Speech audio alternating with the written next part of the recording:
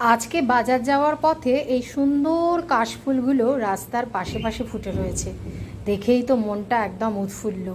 দুর্গাপুজোর আগে আগে যেরকম শিউলি ফুল সেদিন দেখেছিলাম, আজকে দেখছি কাশফুল। বৃষ্টিমুখর একটি দিন, সকাল থেকে ঝিরঝির করে বৃষ্টি পড়ছে। বৃষ্টি মাথায় নিয়েই যাচ্ছি বাজারে। আজ আর কোথাও ঘুরতে যাব না, যতই রবিবার হোক। গরম চায়ের কাপে একটু চুমুক লাগিয়ে বাজারের উদ্দেশ্যে। রাস্তার লাইটগুলো এখনও নেবেনি। গণেশ চতুর্থীর পুজো হয়েছিল, তারপরে বাড়িতে এসেই আলু পটল নিয়ে পড়লাম। আজকে শুধু চিংড়ি মাছ কিনেছি, আর অন্য কোনো মাছ কিনিনি।